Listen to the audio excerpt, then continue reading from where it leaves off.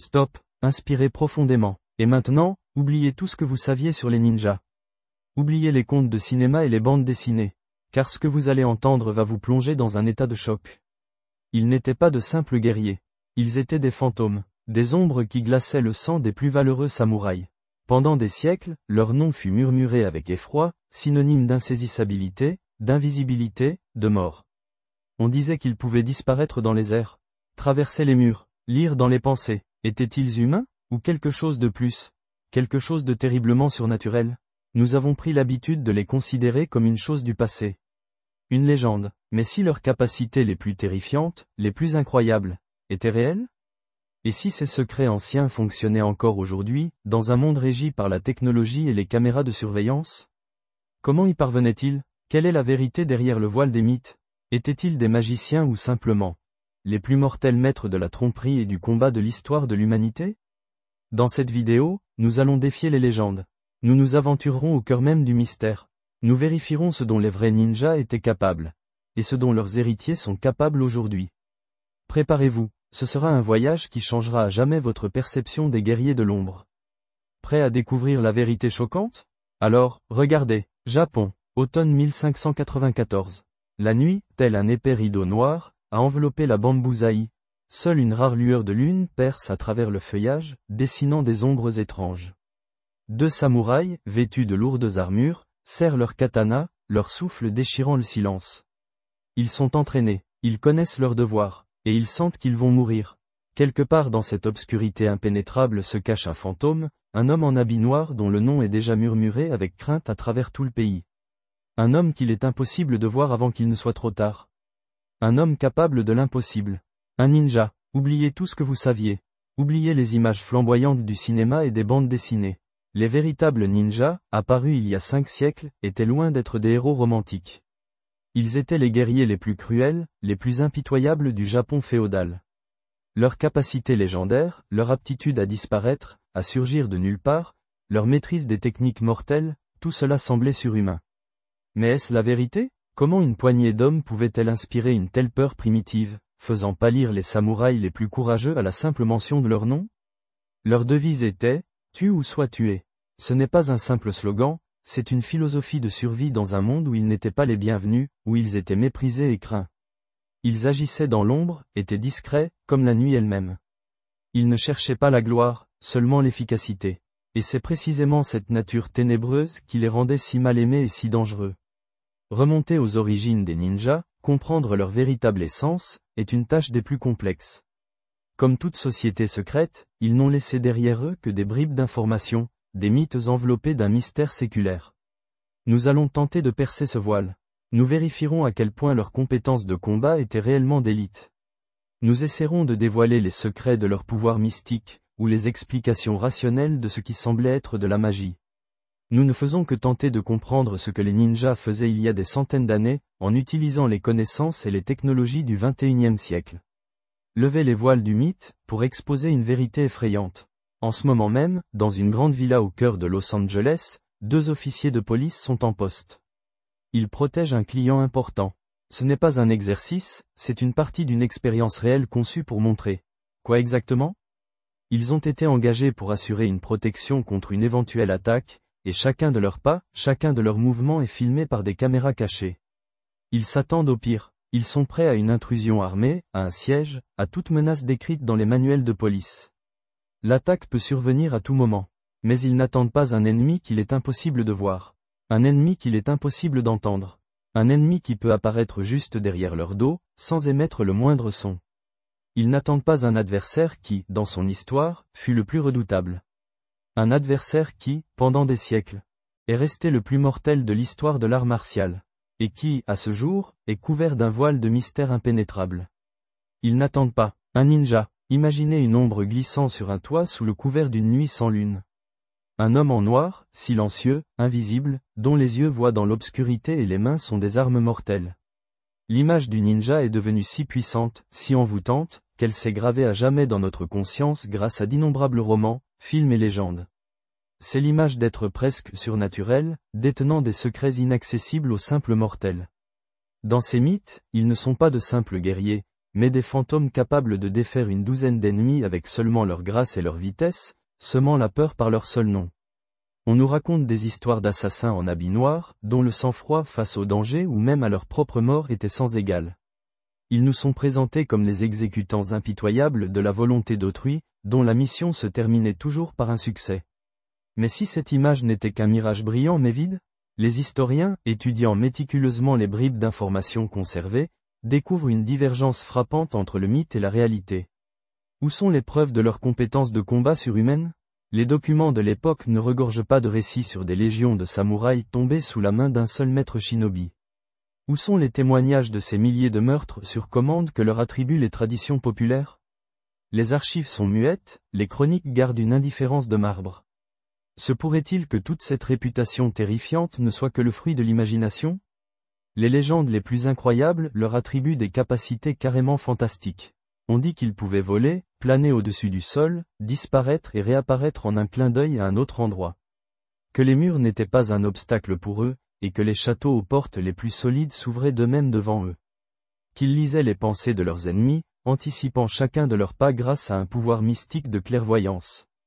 La capacité de changer la forme de leur corps, de devenir invisible à volonté, de se téléporter, ces histoires sonnent comme des chapitres de fantaisie, mais elles sont profondément ancrées dans la représentation collective du ninja. Et c'est ici que nous arrivons au plus intéressant. Comment se fait-il que des personnes réelles, engagées dans des activités tout à fait terrestres, renseignement, sabotage, espionnage, se soient transformées en héros de récits épiques, dignes des mondes les plus fantastiques ? La réponse réside probablement dans la nature même de leurs activités. Les ninjas vivaient dans l'ombre, leur travail exigeait l'anonymat, la discrétion, la capacité de rester inaperçus. Ils évitaient les affrontements directs, préférant agir en silence et discrètement. Chacune de leurs apparitions, chaque succès, même le plus modeste, s'entourait instantanément de rumeurs et de conjectures. Et l'imagination humaine, nourrie par la peur et l'inconnu, a tendance à l'exagération. L'espion insaisissable se transformait en maître de la téléportation, l'habile éclaireur qui avait franchi un haut mur devenait celui qui pouvait voler. Et ainsi, de murmure en murmure, des compétences réelles, bien qu'impressionnantes, de camouflage, d'infiltration, d'utilisation d'outils inhabituels et d'explosifs, se sont couvertes d'une telle couche de mysticisme que la vérité s'est retrouvée ensevelie sous une montagne de fiction. C'est la grande ironie de l'histoire. Un groupe qui dissimulait magistralement ses traces a réussi à rendre son histoire réelle presque indiscernable. Comment séparer le fait de la fiction quand on a affaire à ceux qui effaçaient délibérément leur présence ? Comment étudier des gens dont l'existence même était enveloppée de mystères et qui ont consciemment laissé un minimum d'informations derrière eux ? Surtout quand il s'agit d'un groupe qui vivait à l'écart, en marge des courants principaux du Japon des samouraïs avec ses codes et ses chroniques strictes. Les sociétés secrètes représentent toujours un défi énorme pour le chercheur, mais les ninjas ont porté cet art du secret à son paroxysme. Et peut-être que leur plus grand exploit ne fut pas de tuer un ennemi ou de voler des plans, mais de créer le mythe d'eux-mêmes, un mythe si puissant qu'il perdure encore aujourd'hui, éclipsant une vérité bien plus complexe et non moins fascinante. Dans les ombres de l'histoire, drapés dans les manteaux de la nuit, ils n'ont laissé derrière eux que murmures et légendes. Qui sont-ils ? Des guerriers insaisissables, des espions, ou quelque chose de plus ? De presque mythique ? Les ninjas. Leur nom excite encore l'imagination, promettant des mystères qui défient l'entendement commun. Mais que se cache-t-il derrière le voile des mythes ? Notre programme se lance dans un voyage périlleux pour soulever ce voile. Nous commencerons là où, selon la tradition, leur pouvoir invisible a pris naissance. Dans les montagnes silencieuses et embrumées du Japon. Nous arpenterons les mêmes sentiers où a autrefois marché le pied du shinobi, sentant sur nous le froid du vent qui se souvient de leurs signes secrets et de leurs chuchotements. Nous cherchons la clé de leur origine, de ce qui a fait d'hommes ordinaires des maîtres de la survie et de l'invisibilité dans l'un des paysages les plus hostiles. Ce n'est pas simplement une quête de lieux historiques, c'est une tentative de comprendre la psychologie de personnes contraintes de devenir des ombres pour survivre. Mais les ninjas ne sont pas seulement le passé. Les légendes leur attribuent des capacités quasi surhumaines. Disparaître dans les airs, marcher sur l'eau, maîtriser les éléments. Ces mythes peuvent-ils avoir un fondement réel ? Nous ne les accepterons pas sur parole. Nous soumettrons ces « super-pouvoirs » à une épreuve rigoureuse en utilisant les connaissances et technologies modernes. Est-il possible d'imiter la magie par la science et une maîtrise incroyable ? Quelles sont les véritables limites du corps et de l'esprit humain, poussés à la perfection absolue ? Et, peut-être le plus intrigant et même troublant, nous tenterons de trouver ceux qui se disent aujourd'hui les héritiers de cette ancienne tradition. Existe-t-il des ninjas modernes? Quels sont leurs objectifs? Les rencontrer pourrait être la clé pour comprendre comment l'héritage du shinobi s'est adapté au monde du XXIe siècle, où les champs de bataille ont changé, mais le besoin de discrétion et d'information est resté le même. C'est un pas vers l'inconnu, une rencontre avec ceux qui, peut-être, vivent encore selon les lois de l'ombre. Pour nous guider à travers ce labyrinthe d'histoire, de mythes et de réalités, pour séparer la fantaisie des faits, nous avons besoin de guides aux connaissances uniques. Notre équipe d'experts est un alliage de rigueur académique, d'expérience pratique dans les conditions les plus rudes et d'une profonde compréhension du potentiel humain. Avec nous, le Dr Stephen Turnbull, historien de renommée mondiale dont les livres révèlent les détails de l'époque des samouraïs et du monde des shinobi. Il nous aidera à éplucher les anciens parchemins et chroniques, à la recherche de miettes de vérité au milieu de siècles de distorsion et de propagande. Le maître Stephen Hayes nous a rejoint, l'un des rares occidentaux à détenir une ceinture noire dans les arts traditionnels des ninjas. Il n'a pas seulement étudié la technique, il a vécu une partie de cette philosophie. Il nous montrera ce que pouvaient être les véritables compétences de combat, comment étaient utilisées les armes ingénieuses, et ce que signifiait l'entraînement du corps et de l'esprit pour un shinobi. Du monde de la guerre moderne nous vient Michael Andrews, instructeur des légendaires Navy Seals américains. Qui, mieux que lui, connaît l'infiltration, le sabotage et la survie en territoire ennemi de nos jours? Il comparera les anciennes méthodes des ninjas aux tactiques modernes des forces spéciales, révélant des parallèles surprenants et des différences fondamentales. Notre regard sur la sécurité et la surveillance est représenté par Bruce Cardenas, un vétéran de la police avec 13 ans d'expérience, expert en sécurité. Son expérience dans les rues où l'ombre peut cacher le danger, nous aidera à comprendre à quel point les techniques de camouflage et d'infiltration des ninjas pouvaient être efficaces en conditions réelles. Et enfin, pour comprendre la véritable nature de l'espionnage, de la désinformation et de la guerre psychologique, qui était une arme des ninjas tout autant que le shuriken, nous avons avec nous le Dr David Moraus, scientifique et spécialiste de l'espionnage. Il nous aidera à comprendre comment les shinobi utilisaient l'information comme arme principale, devançant leur temps dans les méthodes de collecte de données secrètes et de manipulation. Cette équipe, alliant histoire et modernité, théorie et pratique, plongera au cœur de l'énigme. Leur mission est d'explorer les véritables capacités des ninjas, de vérifier les faits historiques à travers le prisme des connaissances modernes en arts martiaux, survie, espionnage et psychologie. Nous sommes prêts à défier les mythes. Êtes-vous prêt à découvrir une vérité qui s'est avérée bien plus complexe, dramatique et passionnante que les légendes les plus audacieuses? Ce sera un voyage qui changera à jamais votre perception des guerriers de l'ombre. Pour percer les secrets des guerriers les plus insaisissables de l'histoire, nous sommes retournés à leurs racines. Au cœur des montagnes du centre du Japon, là où les brumes s'accrochent au sommet et les vallées sont à l'abri des regards indiscrets, se trouve la province d'Iga Ueno. On dit que c'est là le centre même du monde des ninjas, le berceau de leur art mystérieux. Aujourd'hui, on y trouve le seul musée au monde entièrement dédié à l'étude du ninjutsu, l'art de la ruse, la voie même de l'invisibilité. C'est de là, de cette terre imprégnée de légendes et de secrets, que nous avons commencé notre quête de bribes de vérité sur les ninjas. Mais comment chercher ceux qui, par définition, doivent être invisibles? Les ninjas ont pratiquement disparu de la culture japonaise il y a plus de 140 ans. Leur ère a pris fin, ne laissant derrière elle que des rumeurs et des images déformées. Comment percer le voile d'un secret si ancien et si délibéré? Nous avons demandé l'aide d'un homme qui a consacré sa vie à résoudre cette énigme, l'historien Stephen Turnbull. Le Japon a été pendant des siècles l'une des nations les plus alphabétisées du monde. Presque tout était documenté. De nombreux registres, chroniques, lettres sont encore conservés dans de vieilles familles. Il est logique de supposer que des traces des ninjas auraient dû subsister.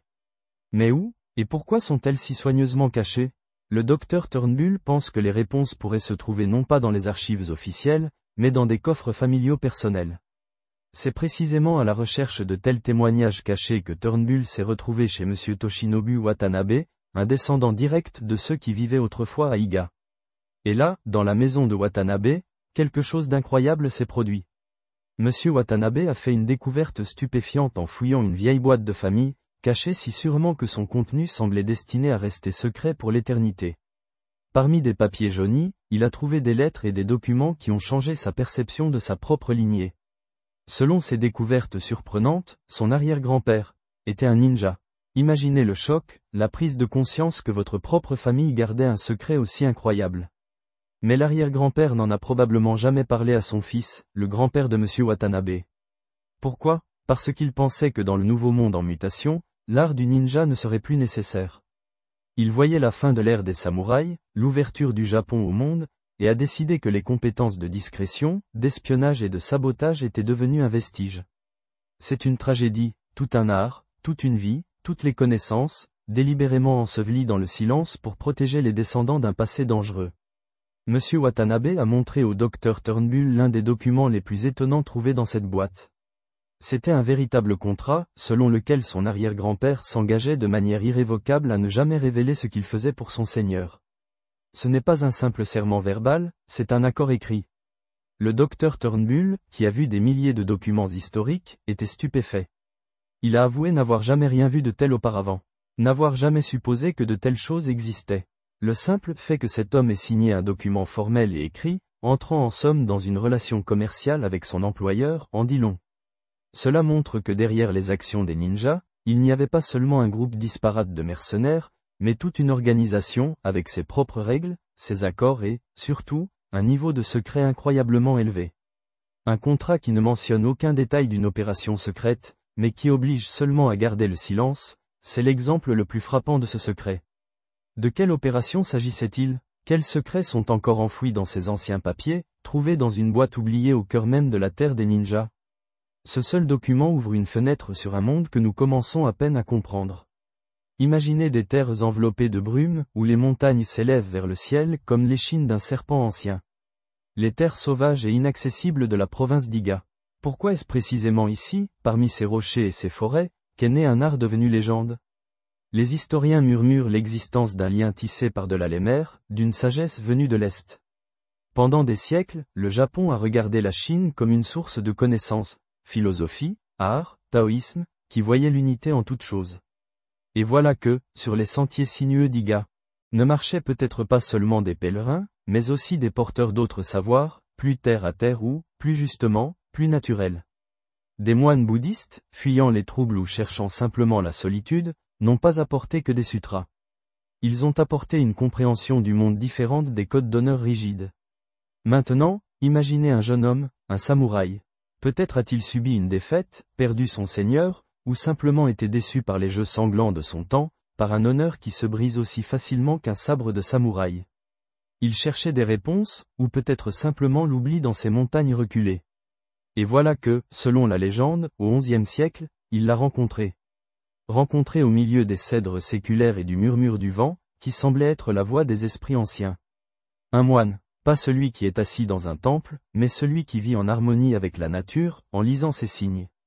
Le moine a vu le désarroi dans les yeux du guerrier. Il ne lui a pas offert de réconfort, il lui a offert une voix.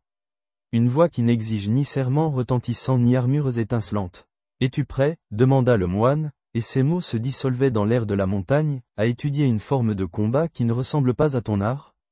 Une qui unit non seulement le corps, mais aussi l'esprit. Qui te permettra de te mouvoir invisible, en te fondant dans la nuit, dans l'ombre, dans la nature même? Ce n'était pas une proposition de force pour la force, mais de survie, de la voix de la moindre résistance, d'une sagesse cachée dans le bruissement des feuilles et le comportement des animaux. Il appela cela le ninjutsu. Le jeune guerrier, peut-être, douta au début. Après tout, on lui avait appris à aller de front, à mourir avec honneur. Mais le moine lui montra une autre force, la force de l'adaptation, la force de la patience, une force provenant de la compréhension du monde. Il commença à apprendre non seulement les coups et les prises, mais aussi comment marcher sans bruit, comment utiliser l'environnement, comment lire les intentions d'une autre personne en se basant sur sa nature, sur ses faiblesses et ses forces. C'était un apprentissage de la vie, pas seulement du combat. Iga-ryu, avec ses vallées difficiles d'accès, devint un refuge idéal. Loin des routes, des yeux des seigneurs féodaux, des guerres sans fin, on pouvait y vivre sa propre vie. Discrètement, mais cette discrétion avait un prix. Ils vivaient par eux-mêmes, en petite communauté, et devaient ne compter que sur eux-mêmes. Personne ne viendrait à leur aide en cas de malheur. Cela les obligeait à être toujours sur leur garde, toujours prêts à défendre leur maison, leur famille, leur mode de vie. La vie en montagne était une école rude. Elle exigeait de l'endurance, de l'ingéniosité, la capacité d'utiliser tout ce que la nature offrait, des plantes pour les médicaments et les poisons, aux pierres et bâtons comme armes ou outils.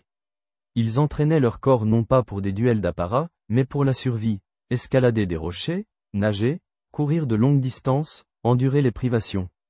Ainsi, dans cet isolement, dans des conditions difficiles, sous le couvert des montagnes et des brumes, naquit et s'épanouit le grand art du ninja. Un art né d'un mélange de sagesse ancienne, de l'amère expérience d'un samouraï, de la dure réalité de la survie et de l'esprit unique de gens qui ont choisi une vie dans l'ombre pour trouver la vraie liberté. Ils sont devenus des maîtres de la discrétion et de la survie, parce que le monde ne leur a pas laissé d'autre choix. Le siècle des guerres civiles, une époque où le Japon était déchiré en lambeaux par des principautés rivales. Chaque daimyo cherchait à s'emparer de son morceau de pouvoir, et dans ce hachoir sanglant, les règles habituelles du combat cédaient souvent le pas à la nécessité de survivre. Les samouraïs se battaient avec honneur sur le champ de bataille, mais la guerre exigeait non seulement la force de la lame, mais aussi la ruse, la discrétion, la capacité d'agir là où les autres ne voyaient pas. Et c'est là qu'ils entraient en scène, ceux dont les méthodes étaient aussi efficaces qu'éloignées du code du Bushido.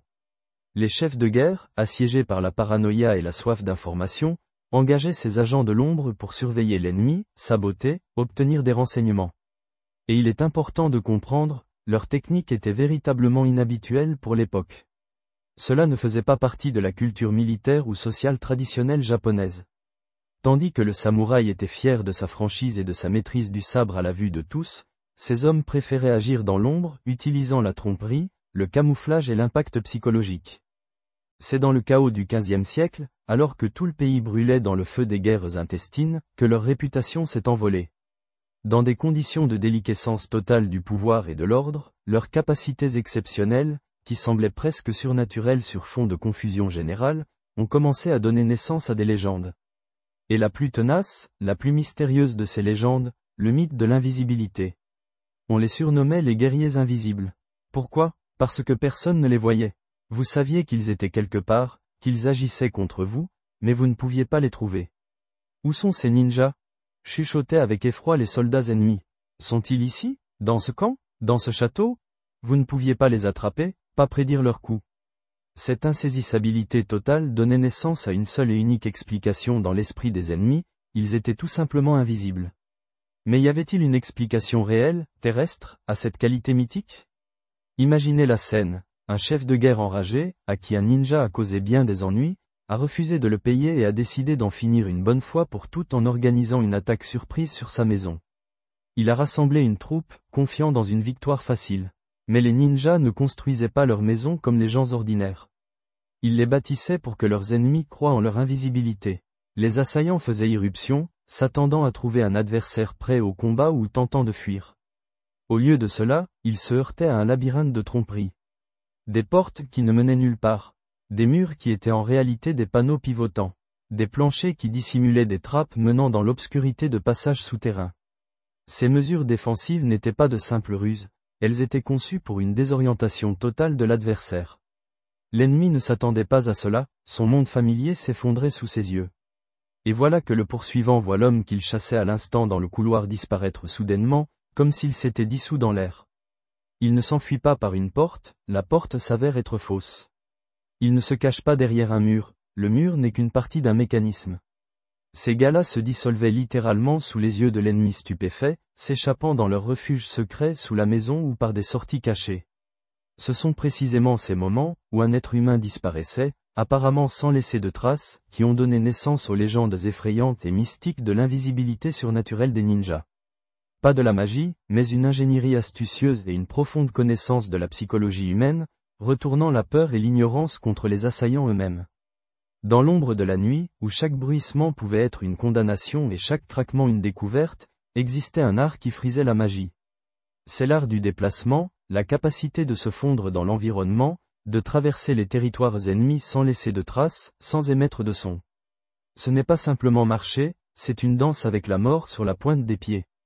La compétence légendaire des ninjas, leur déplacement furtif, était bien plus qu'un simple pas. C'était une philosophie, tissée dans chaque mouvement.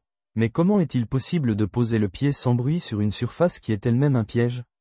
Comme, par exemple, sur un vieux plancher en bois qui craque et semble prendre vie sous le poids ? C'est une épreuve dont peu sont capables. Stephen, notre expert, est prêt à lever le voile sur ce mystère. Il se tient devant nous, sur de vieilles planches, en chaussures ordinaires, des conditions aussi éloignées que possible de l'idéal pour un déplacement silencieux. Et il parle de choses qui, à première vue, semblent trop simples. Le premier pas, le plus important selon lui, c'est la respiration. Et la relaxation. Cela semble paradoxal, n'est-ce pas? Comment peut-on être détendu quand le danger rôde, quand chaque muscle est tendu par l'attente? Mais c'est précisément la tension qui est notre ennemi. Les muscles tendus transmettent des vibrations au corps, amplifient le contact avec la surface. Imaginez, vous êtes tendu comme une corde, et chacun de vos pas résonne comme un coup de tambour dans le silence de la nuit. La relaxation permet au corps de devenir souple, d'absorber l'énergie du mouvement au lieu de la transmettre au sol. Ce n'est pas seulement une relaxation physique, c'est un état d'esprit. Une méditation en mouvement, une concentration sur le calme intérieur, tandis que le monde extérieur s'immobilise. Ensuite, les genoux. Stephen dit, détendez les genoux, comme un golfeur avant son coup. Pourquoi les genoux? Parce que ce sont eux nos amortisseurs, nos capteurs d'équilibre. Des genoux tendus rendent la démarche rigide, percutante. Détendus, ils permettent au corps de fluer doucement, de sentir le moindre changement de surface sous le pied, de répartir le poids le plus uniformément possible. Cela crée un centre de gravité bas, donne de la stabilité et permet de contrôler chaque mouvement. Comme si vous ne marchiez pas, mais glissiez, non pas sur de la glace, mais sur le tissu même de l'espace. Et c'est là que commence le véritable art, la véritable épreuve pour la volonté et le corps. Ce sol craque, même si l'on reste immobile. Et nous portons des chaussures, qui ajoutent du bruit et réduisent la sensibilité du pied. Mais le ninja ne recule pas devant les difficultés, il les surmonte. Le secret principal n'est pas la vitesse, mais le contrôle. D'abord, dit Stephen, transférez le poids du corps sur une jambe. Complètement. Par exemple, sur la gauche. Toute votre masse est maintenant là, sur ce point d'appui.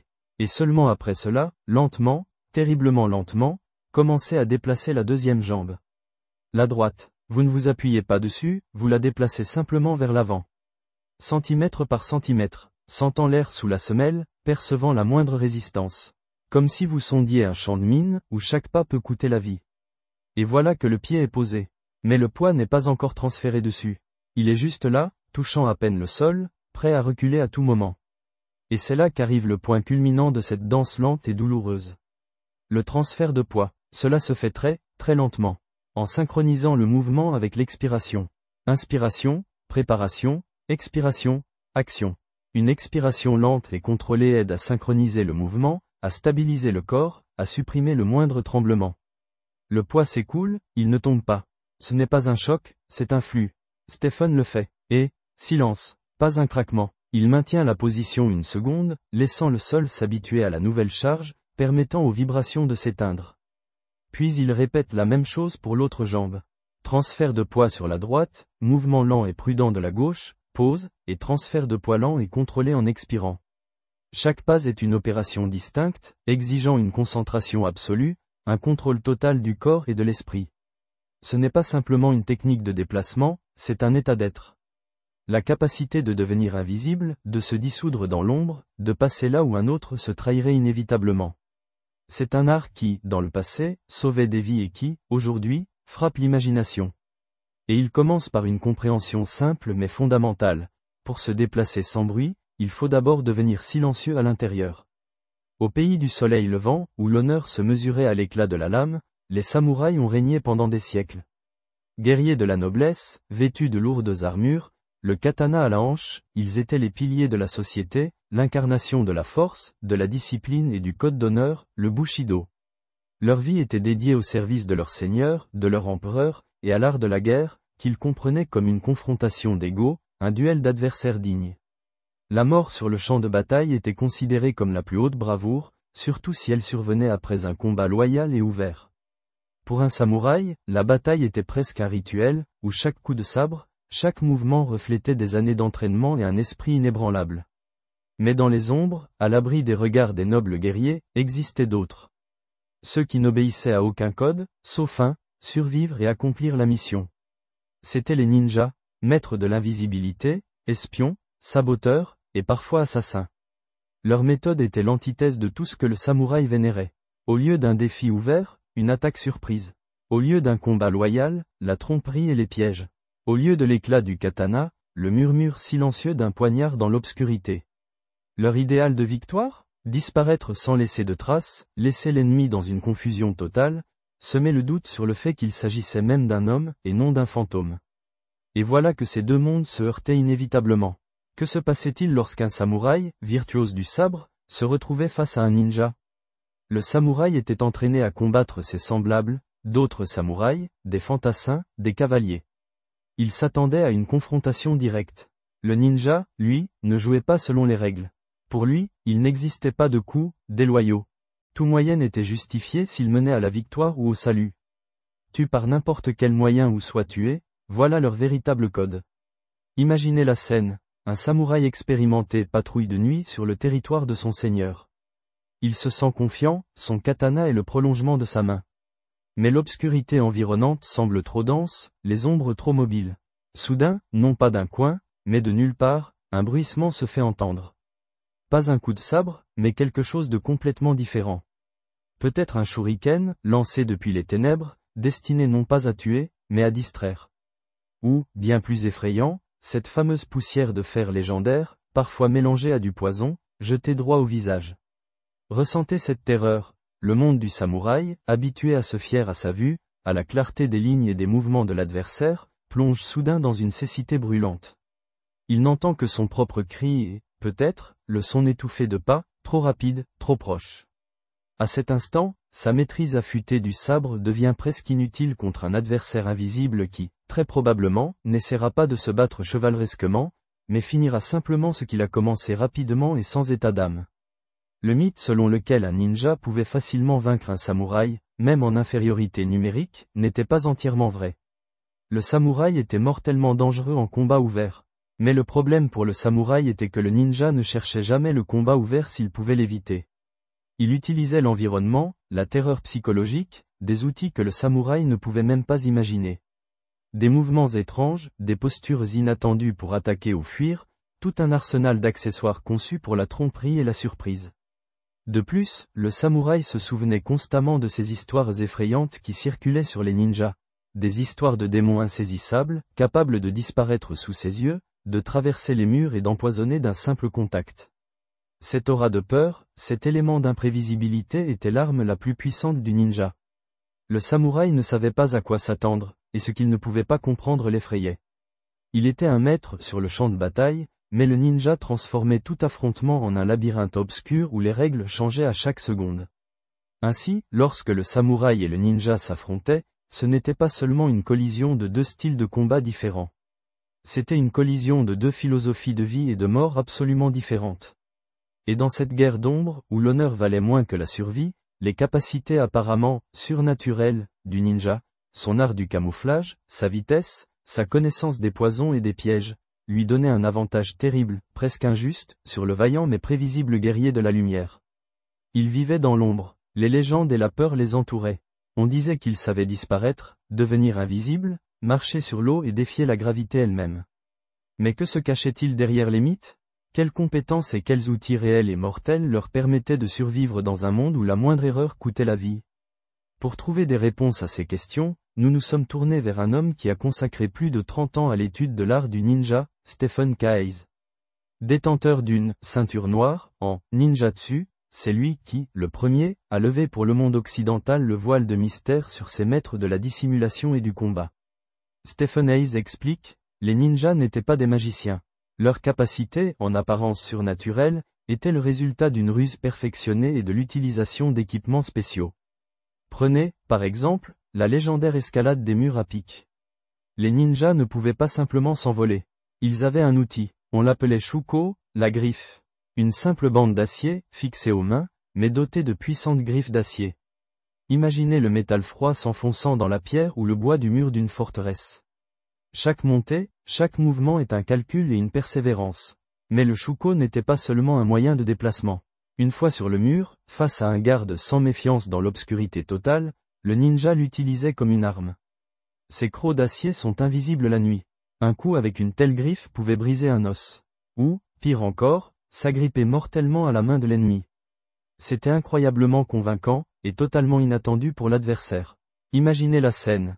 Un fier samouraï, confiant dans sa maîtrise du sabre, affronte un ninja qui semble désarmé.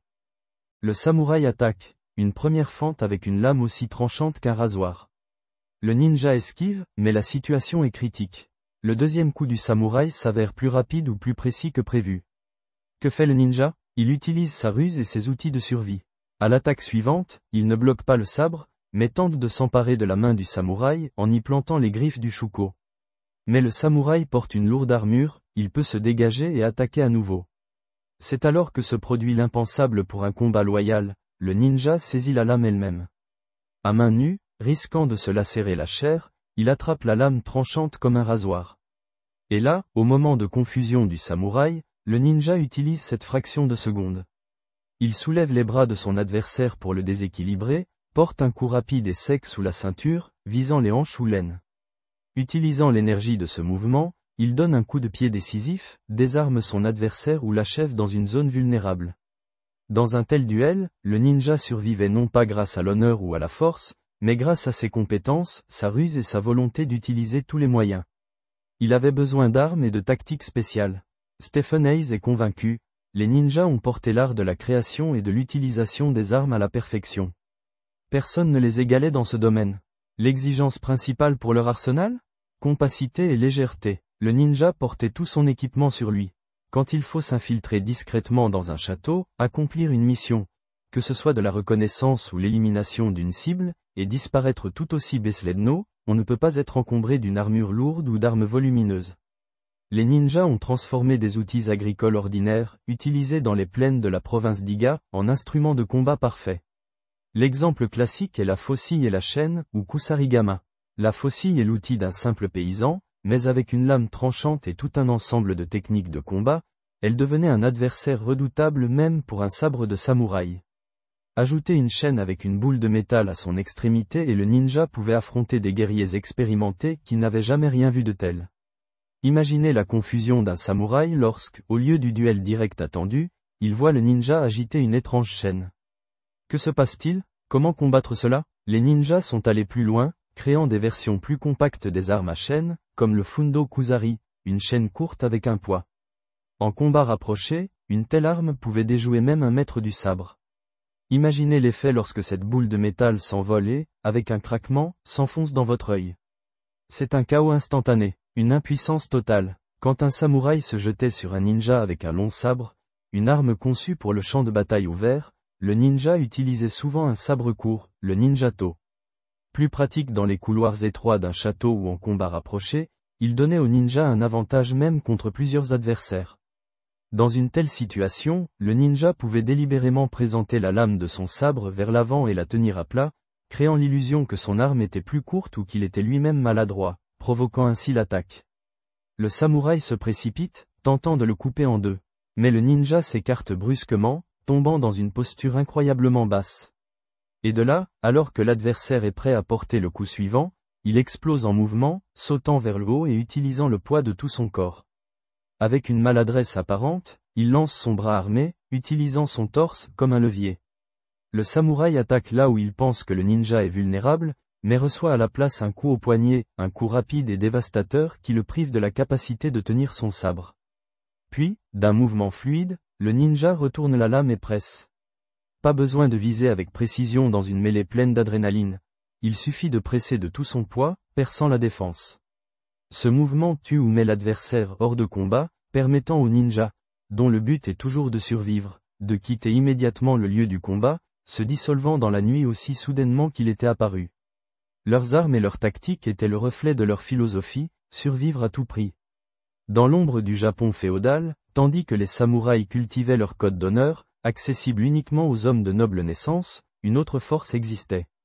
Une force née de la nécessité de survivre, agissant en dehors de toutes les règles. C'est le monde des ninjas. Et dans ce monde, où la frontière entre la vie et la mort était plus fine que du papier, les maîtres de l'ombre voyaient un potentiel là où d'autres ne voyaient que de la faiblesse. Ils n'entraînaient pas seulement les hommes. Ils ont ouvert leurs secrets aux femmes. Imaginez, non pas de fragiles gardiennes du foyer, mais des guerrières entraînées, capables de se fondre dans la nuit, de manier des armes exotiques avec une précision effrayante et de sentir l'approche du danger avant même qu'il ne se manifeste. Ce ne sont pas de simples guerrières. Ce sont des statues d'invisibles, dont l'arme principale n'est pas une lame ou un shuriken, mais un esprit aiguisé et invisible.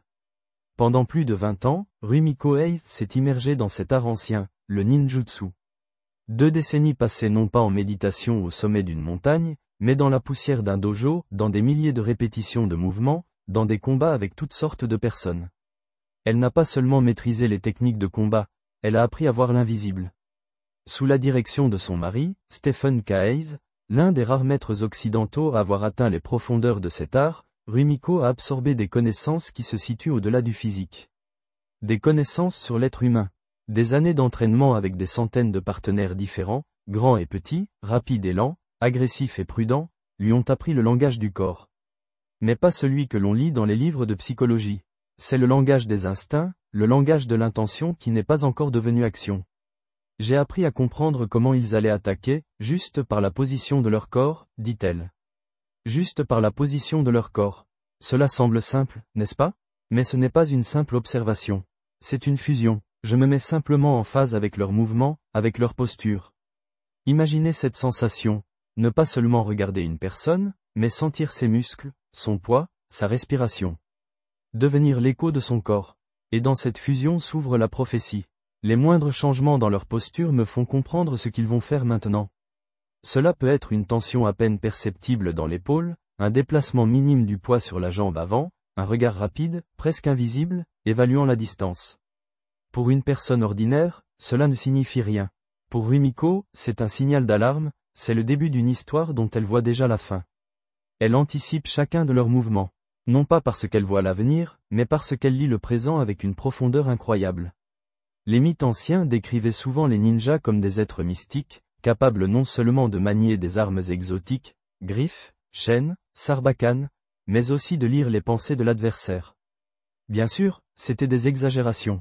Mais peut-être qu'à la base de ces mythes se trouve précisément cette compétence. Non pas la télépathie, mais une hypersensibilité aux signaux non verbaux. La capacité de capter la peur, l'agressivité, l'indécision ou l'intention ferme dans l'air même autour d'une personne, dans son aura, créée par les manifestations physiques les plus infimes de son état intérieur. Et cette compétence, cette perspicacité, s'avère utile non seulement pour la guerre dans les ombres ou les duels mortels. En fait, elle est inestimable dans notre vie quotidienne. Nous interagissons constamment avec des gens dont les véritables intentions sont cachées derrière des sourires et des mots polis. Comment distinguer la sincérité de la tromperie? L'amabilité d'une menace cachée? Il faut surveiller attentivement les sentiments, insiste Rumiko. Pas seulement les siens, mais aussi ceux qui se manifestent chez les autres. Si vous voyez que quelqu'un a les épaules tendues, si son regard est trop fixe ou, au contraire, s'il détourne brusquement les yeux après que vous avez remarqué son regard. Qu'est-ce que cela vous dit? Rumiko le démontre par des exemples simples. En marchant dans la rue, elle sent d'où une attaque potentielle pourrait venir, ou simplement un inconfort qui la pousse à être sur ses gardes. Quelle est cette sensation? Ce n'est pas de la peur à l'état pur. C'est une prise de conscience. Qu'est-ce que je ressens? C'est la question que le ninja se pose constamment. Pas, de quoi ai-je peur? Mais, que me disent mes instincts, mon expérience, mes sens à propos de cette situation, de cette personne? Point. Et ensuite vient la décision, continuer ou contourner cette personne? Point. C'est une navigation constante dans un monde où le danger peut se cacher au coin de la rue ou dans la rencontre la plus banale. Pour développer cette capacité, il faut être en contact permanent avec ses sentiments. Avec ses sensations. Mettre de côté le bruit du monde extérieur et écouter les vibrations les plus subtiles, les siennes et celles qui émanent des autres. Ce n'est pas un don inné réservé à quelques élus. C'est une compétence qui peut s'entraîner. C'est l'art ancien du ninja, appliqué aux réalités du monde moderne. Et, peut-être, c'est l'une des armes les plus puissantes qu'un être humain puisse acquérir, la capacité de voir la vérité cachée derrière la façade. La capacité de lire le monde et les gens autour de soi avec la même clarté qu'un ancien ninja lisait la posture de son ennemi dans une clairière baignée de lune. Cette capacité vous est également accessible, si vous êtes prêt à apprendre à ressentir. Imaginez un instant que vous ne puissiez jamais vous détendre. Jamais. Chaque mouvement, chaque son, même votre propre respiration, tout doit être sous un contrôle total. Parce que la moindre erreur, un seul faux pas dans l'ombre, peut vous coûter tout. Pas seulement la vie, mais la vie de votre famille, de ceux qui vous ont confié ce qu'ils ont de plus précieux. Telle était la réalité de ceux que nous connaissons sous le nom de ninja. Leur maîtrise n'était pas un simple ensemble de techniques. C'était une réaction affûtée à l'extrême à un monde qui voulait les détruire. Ils devaient constamment, douloureusement, perfectionner leurs compétences martiales sophistiquées. Et vous savez pourquoi? Parce qu'ils agissaient dans des circonstances qui, pour une personne ordinaire, seraient tout simplement impensables. À l'intérieur d'une forteresse ennemie, au cœur même du danger, où l'air lui-même semble être la corde tendue d'un arc.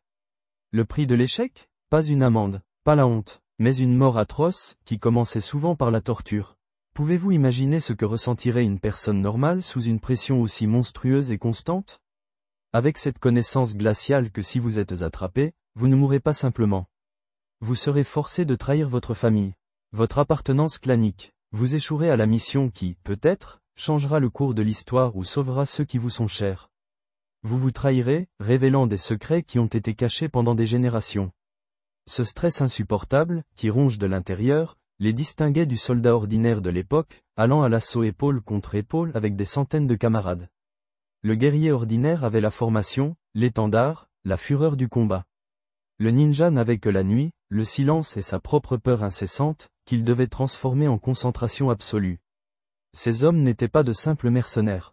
Ils étaient extrêmement, fanatiquement dévoués à ceux qui avaient osé les appeler. Cette loyauté était forgée dans le feu du danger constant et de la confiance absolue au sein du clan. Ils n'étaient pas des soldats. Ils étaient des experts, l'élite de leur temps, des maîtres de l'infiltration, du sabotage et du combat furtif, sur lesquels on a forgé des légendes, souvent exagérées, mais toujours basées sur un grain de terrible vérité. Et, comme les combattants des forces spéciales modernes, ils n'avaient pas le droit à l'échec. Une erreur de calcul ne signifiait pas une retraite ou un regroupement. Une erreur de calcul signifiait la fin de tout. À quel point les ninjas étaient-ils de bons guerriers en réalité? Leur méthode, née dans un monde complètement différent, aurait-elle pu résister à l'épreuve du temps et s'adapter? Les gens d'aujourd'hui, vivant sans la menace constante d'une mort immédiate et horrible pour une erreur, sont-ils capables de supporter le niveau de tension physique et psychologique qui était la norme pour ces ombres de l'ancien Japon? Soyez prêts, car nous allons maintenant tester les compétences des ninjas modernes, ceux qui ont décidé de mettre à l'épreuve leur corps, leur esprit et leur système nerveux, en se plongeant dans un monde où chaque souffle peut être le dernier. Qu'est-il advenu des ninjas? En entendant ce nom aujourd'hui, nous pensons à des légendes, à des ombres du passé, à des figures qui ont glissé de la réalité vers le monde des mythes. Mais ils étaient réels. Pendant plus de 4 siècles, les ninjas ont été une force incontestable et anonyme, tissant leur réseau au cœur même de la société japonaise. Ils ne gagnaient pas les batailles par des assauts frontaux de milliers de soldats, mais ils gagnaient les guerres. Leur valeur ne résidait pas dans le nombre, mais dans des compétences uniques et terrifiantes. Si vous pouviez vous infiltrer à travers les murs imprenables d'un château, semer la panique et la confusion au cœur du camp ennemi, découvrir des secrets gardés au prix de la vie, ou, ce qui est le plus effrayant, éliminer un chef de guerre ennemi directement dans ses appartements prétendument sûrs, vous portiez un coup capable de décider de l'issue de n'importe quel conflit. Un seul ninja pouvait faire ce qu'une armée entière était incapable de faire. Il n'est pas surprenant que les puissants shoguns, qui contrôlaient le Japon, aient à la fois admiré et craint jusqu'à la moelle ces agents insaisissables. Cette menace cachée à leur pouvoir a poussé beaucoup d'entre eux à chercher des moyens de détruire les clans de ninjas, d'arracher cette écharde du corps du pays.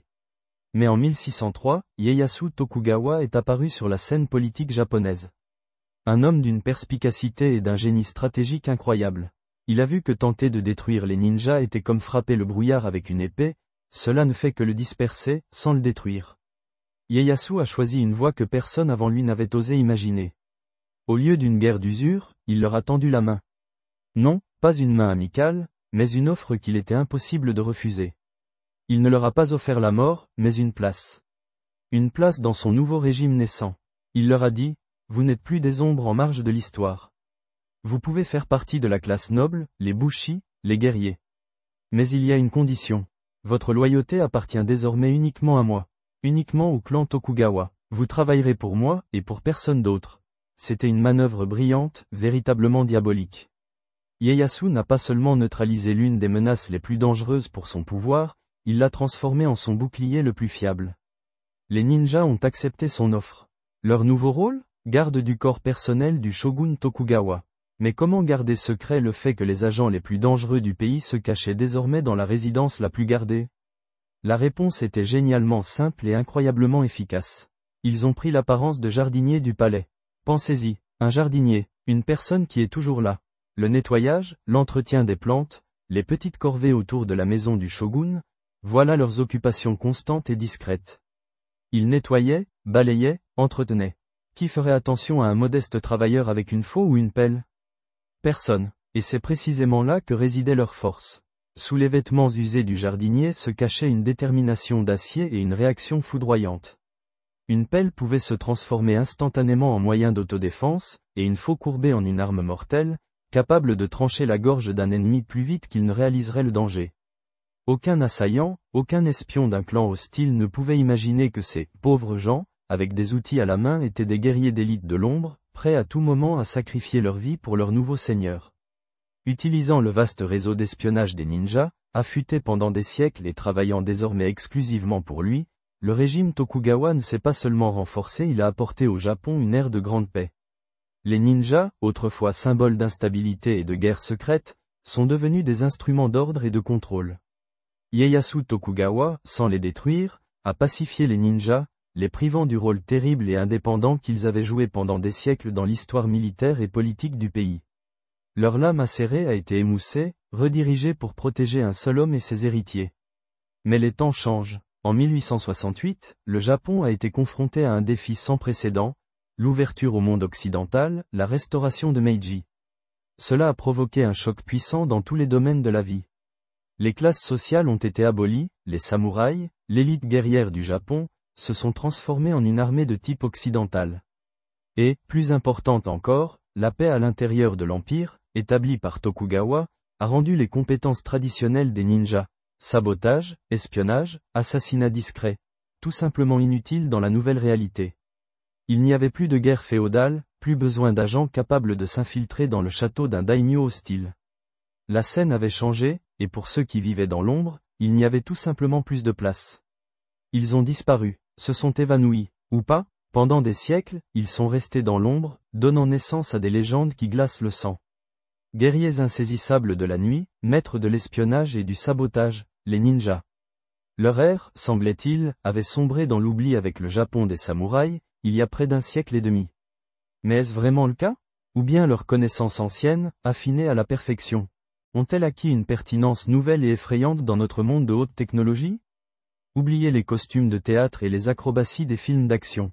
Les vrais ninjas étaient des opérateurs, des spécialistes de tâches qui exigeaient non pas une attaque frontale, mais un calcul subtil, la discrétion et une adaptabilité absolue.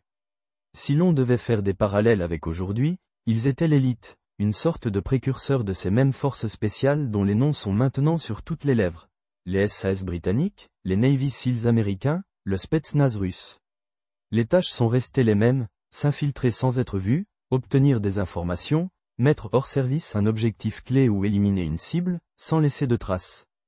Cela exige non seulement une préparation physique, mais aussi un état d'esprit unique, la capacité de lire le terrain, d'anticiper les actions de l'ennemi, d'utiliser chaque détail de l'environnement à son avantage.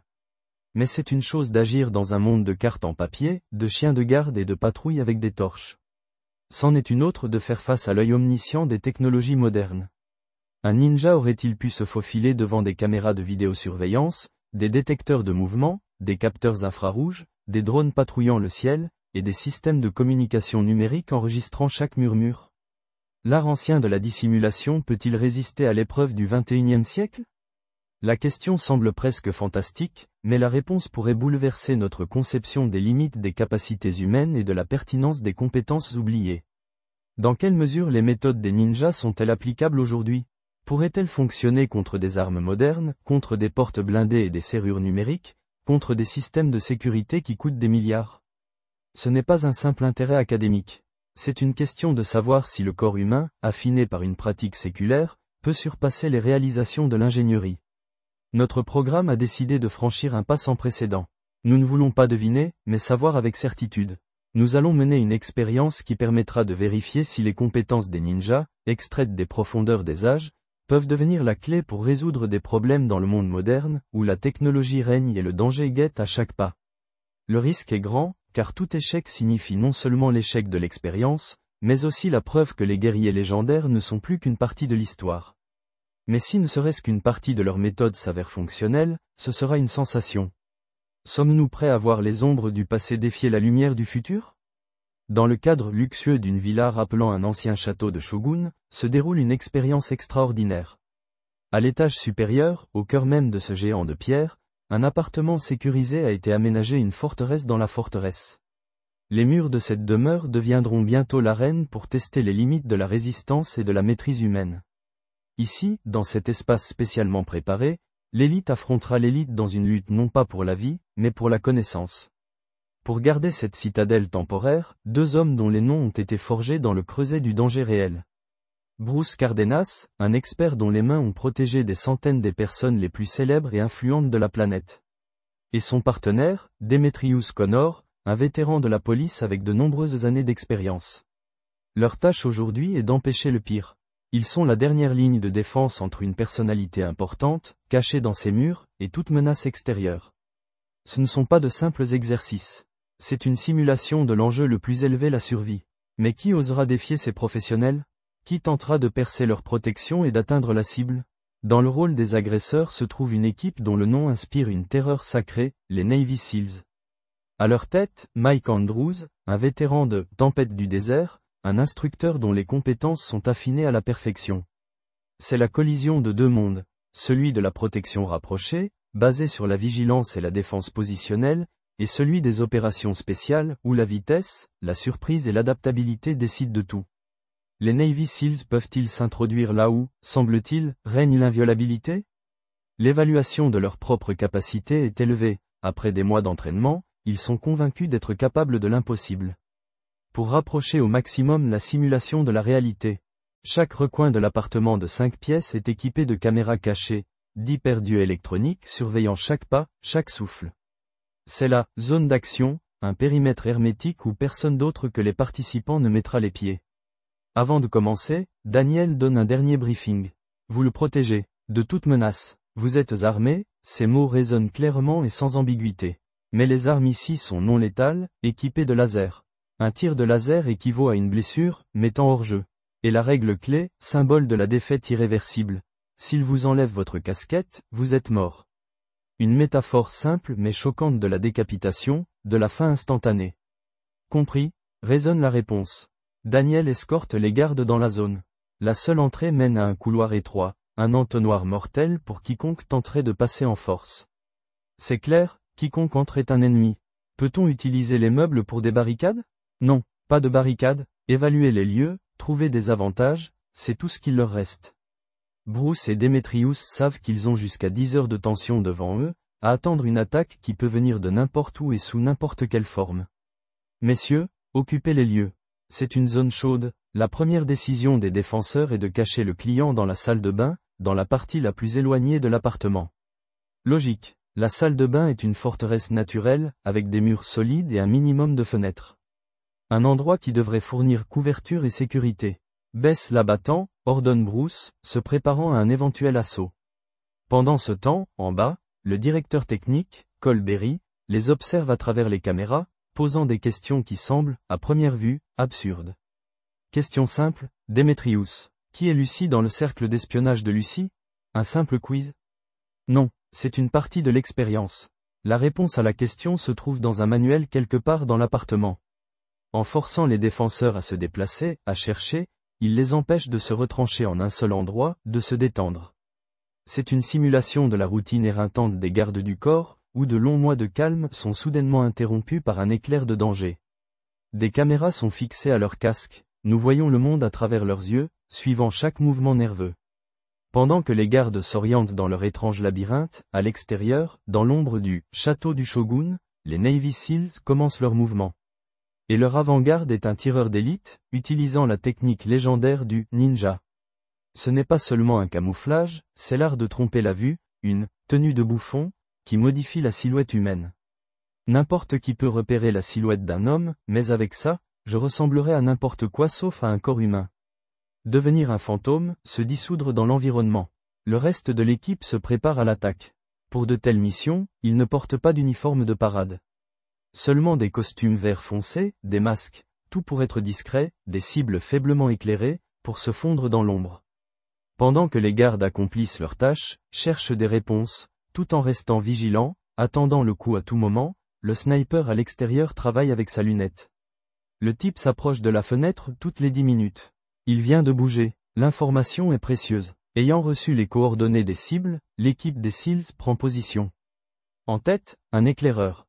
Les autres se déplacent non pas en formation serrée, mais en ordre dispersé, inspectant les lieux en cercle, se préparant à tendre une embuscade. Visage suspect, la tension atteint son paroxysme. Allez, allez, allez. L'attaque commence. Foudroyante, furieuse, tout ne dure pas plus de 20 secondes. D'abord, 3 SEALs ont délibérément attiré Bruce. Il a à peine eu le temps de sortir son pistolet. Nous nous sommes entendus et vus en même temps. À ce moment, la fusillade a commencé. Les SEALs devaient agir instantanément, car Demetrius, contrairement à Bruce, attendait déjà. Je savais qu'ils entreraient dans ce couloir. Quand ils sont apparus, j'ai commencé à tirer. Il a pris position, prêt à les accueillir dans le passage étroit.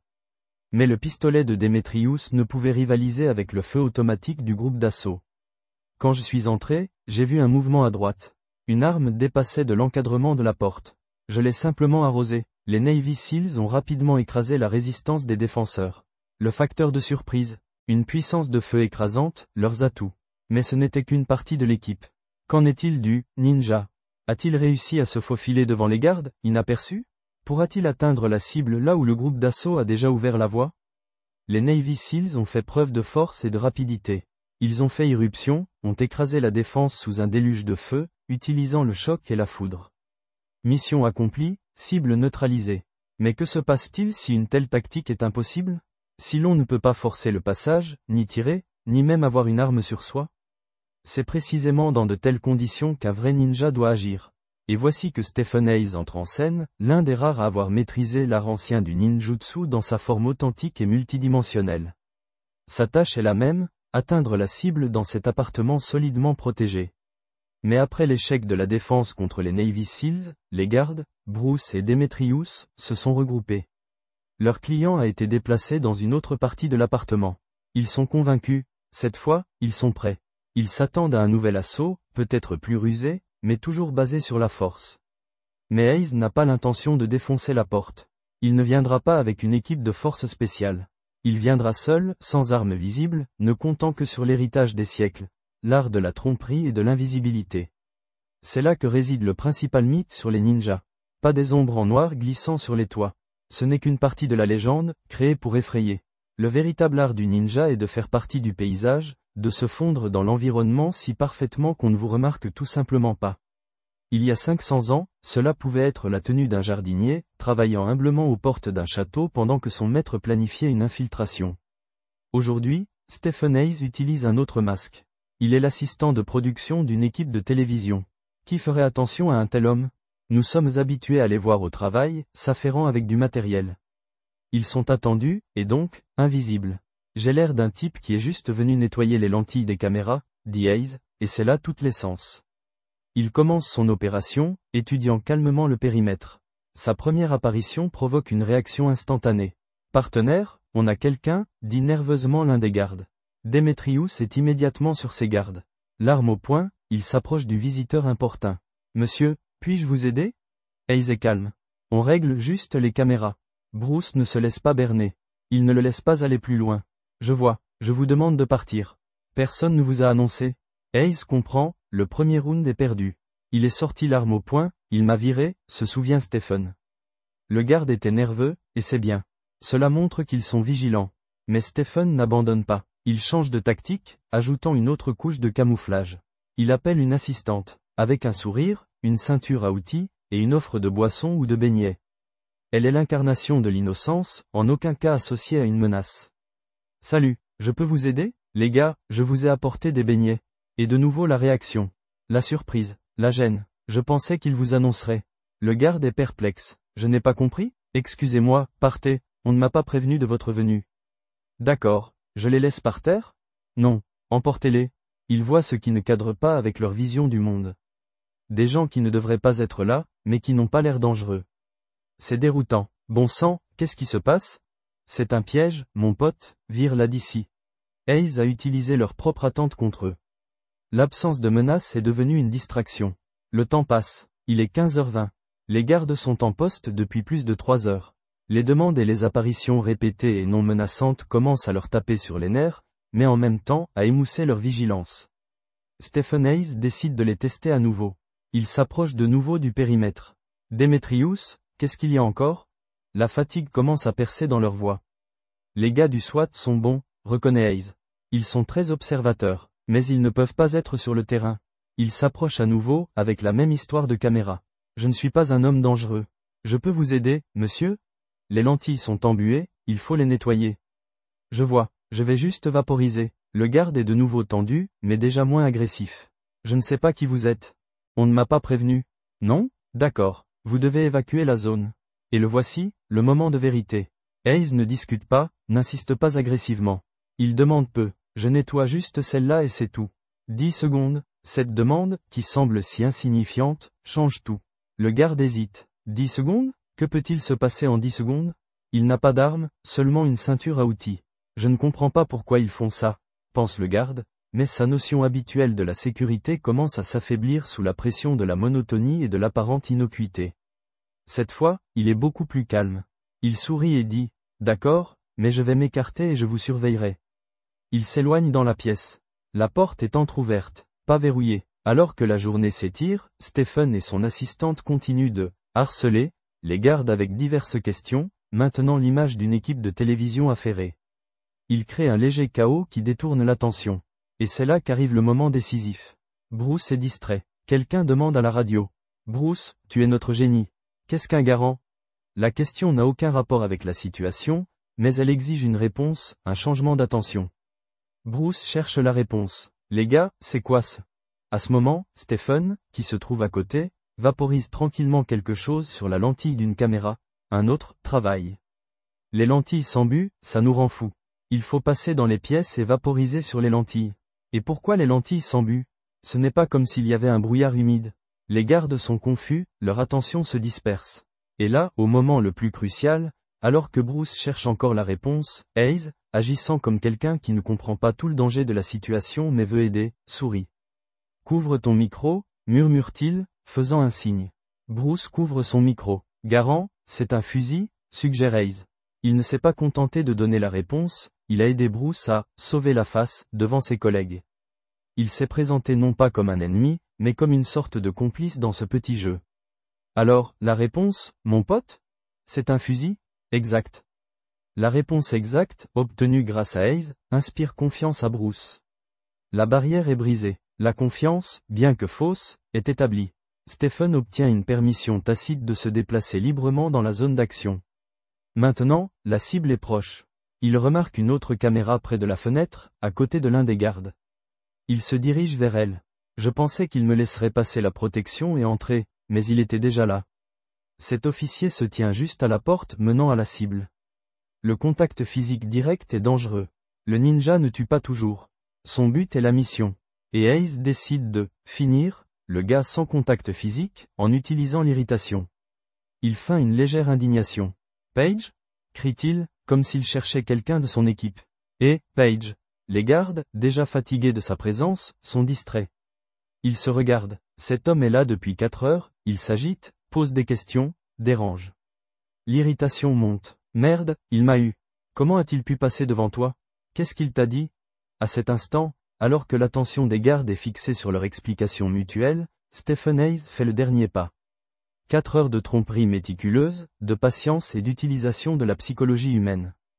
4 heures pour se transformer d'une menace potentielle en une présence agaçante mais inoffensive. Et voilà, la cible est atteinte. Hayes la neutralise. Mission accomplie. J'ai apprécié la mission qui m'a été confiée, dit-il, et l'opportunité de montrer comment un ninja agit. Sans arme apparente, sans agression, en utilisant uniquement l'art de l'invisibilité et de la tromperie, il a réussi à s'infiltrer au cœur même de la zone protégée. La réaction des gardes? Le choc. Je peux nettoyer la caméra? Il m'a bien eu, j'ai cru au gars du service technique. J'ai échoué, il n'aurait pas fallu le laisser entrer. D'autant plus que vous aviez dit qu'il n'y aurait personne d'autre que les 2 observateurs. Stephen Hayes a accompli sa mission avec succès. Il a prouvé non seulement que les techniques anciennes des ninjas sont encore valables aujourd'hui à l'ère de la haute technologie, mais aussi que l'outil le plus efficace n'est pas l'acier ou la poudre, mais l'esprit, la patience et la capacité de devenir celui que l'adversaire ne verra tout simplement pas. L'art de l'invisibilité est bien vivant. Nous parlons des prouesses physiques étonnantes des ninjas, de leur maîtrise du combat et de la dissimulation. Mais qu'en est-il de la compétence la plus incroyable qu'on leur attribue? La capacité de lire les pensées, de voir l'invisible, de se trouver hors de l'espace et du temps? Est-ce aussi un mythe? Nous avons déjà vu comment les ninjas ont devancé leur temps, transformant une superpuissance apparente en techniques affinées, en une arme implicite forgée par l'entraînement. Peu de gens sur Terre pouvaient rivaliser avec eux dans l'application de ces compétences uniques. Mais il y a une facette de leur légende qui suscite encore de vifs débats, un domaine de connaissance difficile à classer dans le cadre de la réalité ordinaire, la clairvoyance. L'idée que les ninjas pouvaient voir ce qui se passait à un autre endroit, à un autre moment, a toujours intrigué les chercheurs. Faisait-ce réellement partie de leur arsenal? Possédaient-ils cette capacité surnaturelle? Et, surtout, comment vérifier une force aussi incroyable? Pour trouver la réponse, il a fallu se plonger dans les archives les plus secrètes, là où la réalité s'entremêlait avec quelque chose d'absolument inexplicable à la CIA. Pendant la guerre froide, alors que le monde était au bord de la catastrophe nucléaire, les services de renseignement américains ont eu recours à tous les moyens dans une tentative désespérée d'obtenir un avantage. C'est alors que, à la recherche de la moindre information possible, de la moindre parcelle de données sur les positions des missiles soviétiques, sur les plans de l'ennemi, est né l'un des programmes les plus mystérieux et les plus coûteux de l'histoire de la CIA. 6 ans de recherche, environ 50 millions de dollars, une somme colossale, dépensée non pas pour des satellites espions ou des agents, mais pour l'étude et le développement de la clairvoyance. Oui, vous avez bien entendu. Selon des documents déclassifiés, la CIA a sérieusement utilisé des personnes prétendant avoir de telles capacités pour pénétrer à travers les murs, les distances et même le temps. Et ce programme, bien que transformé, se poursuit encore aujourd'hui. L'un des participants clés de cette expérience incroyable était David Moraus, un clairvoyant opérationnel travaillant pour le renseignement militaire, étroitement lié à la CIA. Un homme qui a traversé le feu des opérations de combat conventionnelles, puis s'est plongé dans un monde où les frontières de la conscience s'estompent. Nous avons demandé à Moraus, cet expert unique, d'appliquer les méthodes développées dans le cadre des programmes secrets de la CIA à l'art du ninjutsu, pour voir s'il y avait un lien. Qu'y a-t-il de commun entre les clairvoyants modernes et les anciens ninjas? Selon Moraus, les uns comme les autres sont conscients que au-delà des capacités physiques tangibles, se cache en l'homme quelque chose de bien plus grand. Les ninjas le savaient, les clairvoyants aussi. Ils savent que cette capacité existe, même s'ils ne peuvent pas en expliquer la nature. Et donc, le jour où notre équipe de tournage menait l'expérience avec les groupes de combat, Moraus a réuni 11 clairvoyants dans une salle de conférence à 16 km de nous. Pendant que les Navy Seals et nos spécialistes simulaient une attaque sur une cible à l'intérieur du bâtiment, David menait sa propre expérience silencieuse. Leur tâche était d'une simplicité effrayante et d'une complexité incroyable. Déterminer l'emplacement de la cible dans ce même appartement et en donner une description détaillée. Moraus ne leur a montré que le plan général du bâtiment, aucune idée de son apparence extérieure, aucune photo, aucune indication. Cette cible peut être déplacée n'importe où en haut, en bas, expliquait-il. Vous devez la trouver, concentrez-vous simplement sur cet endroit. Laissez-vous entrer dans un état de conscience modifié. Extrayez l'information, pour purifier au maximum le canal de perception. Les clairvoyants ont été isolés de toute stimulation extérieure. L'expérience a commencé exactement au moment de l'attaque.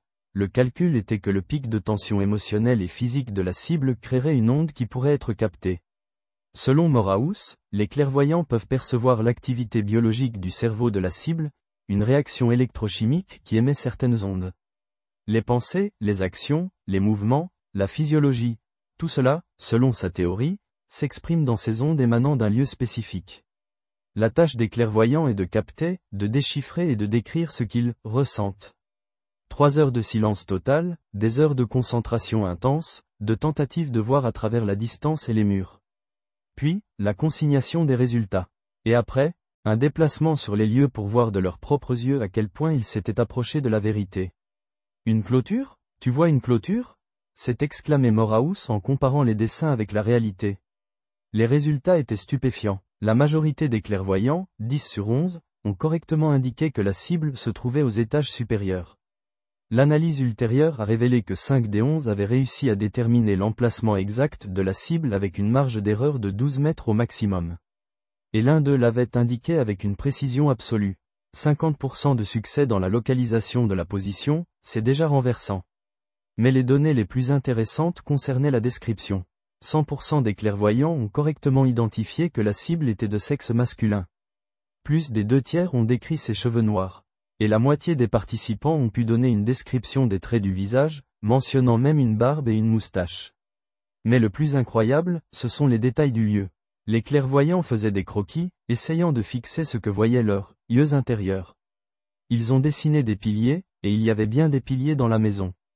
Ils ont représenté une grille en forme de croix, et une telle grille a été trouvée. Certains ont réussi à capter des détails tout à fait uniques. Un auvent en verre suspendu par des chaînes, un ornement au sol, de hauts plafonds voûtés et même un long escalier incurvé. Tout cela était présent dans la maison étudiée. Ce phénomène défie notre compréhension scientifique du monde. Y a-t-il une explication rationnelle à cela? En participant à ces tests modernes, en les comparant aux anciens enseignements des ninjas, je vois une similitude frappante. Peut-être que les personnes dotées de ces capacités utilisent simplement un potentiel qui était enseigné dans les anciennes écoles de ninjas, non pas comme du mysticisme, mais comme une compétence cachée. Personnellement, je ne crois pas en un mythique, sixième sens, comme un organe distinct. Je pense qu'il n'existe tout simplement pas sous cette forme. L'idée que les ninjas possédaient des capacités physiques surnaturelles n'était souvent qu'une partie d'un mythe intimidant. Mais si la clairvoyance n'était pas surnaturelle, mais simplement une autre forme de naturel? Et si ce n'était pas un mythe, mais une réalité peu étudiée, accessible uniquement à ceux qui savent comment la chercher? Quelle est donc la vérité sur ces capacités? Est-ce la vérité ou simplement le dernier et le plus incroyable mythe sur les ninjas? Dans les brumes épaisses de l'histoire, où la réalité se mêle aux légendes, se cache la vérité sur les guerriers de la nuit. Nous avons tenté de percer leur mystère, soumettant leurs capacités mythiques à des tests modernes, cherchant à séparer le bon grain de l'ivraie. Et savez-vous ce qu'il en est ressorti? Malgré tout le mysticisme qui les entoure, ces guerriers invisibles étaient véritablement en avance sur leur temps. Nous n'avons pas réussi à expliquer entièrement chacune de leurs actions, chaque ruse, chaque disparition soudaine dans l'ombre. Mais nous avons vu quelque chose de plus stupéfiant. Ils n'étaient pas simplement des maîtres de la dissimulation ou des assassins. Leurs prétendues capacités, surnaturelles, ne tombaient pas du ciel. Elles étaient le résultat d'un processus incroyablement complexe, presque alchimique. Imaginez ceci, le mysticisme profond des religions d'Extrême-Orient, la méditation, l'immersion dans l'unité avec la nature, la compréhension des flux d'énergie, se mêlaient à une préparation physique et mentale cruelle, épuisante, poussée à l'extrême. Et tout cela était assaisonné de technologies étonnantes pour leur époque. Il ne s'agissait pas seulement d'acier affûté. C'étaient des dispositifs ingénieux pour un déplacement silencieux, des explosifs, des poisons qui pouvaient tuer d'un simple contact, des systèmes de signalisation permettant de communiquer à distance, des outils pour le crochetage, l'escalade, la survie dans toutes les conditions. C'était un alliage de l'esprit, du corps et de l'intellect, porté à l'absolu. Que vous soyez prêt à y croire ou non, admettez-le. C'est un mélange explosif. Un mélange qui créait non pas de simples soldats, mais des fantômes. Des guerriers dont l'arme la plus redoutable n'était pas dans leurs mains, mais dans leur tête. L'histoire glorifie souvent les muscles, l'affrontement direct, le duel chevaleresque. Mais les plus grands guerriers, ceux qui ont vraiment changé le cours des événements, n'étaient souvent pas les plus forts physiquement. Ils étaient les plus rusés, les plus savants. Ils savaient voir plus loin, penser plus vite. Utiliser le monde environnant comme une extension de leur volonté. Le ninja était un maître de la stratégie, de la psychologie, du camouflage. Il pouvait mettre hors de combat une armée sans dégainer son sabre, simplement en semant la panique ou en éliminant le chef dans sa propre chambre. Son champ de bataille ne se limitait pas à l'espace ouvert, c'étaient les murs, les toits, les coins sombres, et même l'esprit de l'adversaire. Oui, l'ère des ninjas, telle que nous les connaissons, est révolue. Ils ont disparu dans l'ombre de l'histoire, ne laissant derrière eux que des légendes et la peur. Mais leur art, leur approche de la guerre, non pas comme un affrontement frontal, mais comme une infiltration totale, l'utilisation de tous les moyens disponibles, le pari sur l'intelligence et l'adaptabilité n'est-ce pas pertinent encore aujourd'hui? Leurs méthodes ne vivent-elles pas dans les unités d'élite des forces spéciales, dans le monde de l'espionnage, et même dans les affaires? L'art d'être invisible, l'art de connaître l'ennemi mieux que soi-même, l'art de transformer la faiblesse en force, c'est un héritage qui a survécu à ses créateurs. Les leçons des guerriers de l'ombre, qui savaient rendre l'impossible possible, résonnent encore à nos oreilles, si seulement nous sommes prêts à les entendre.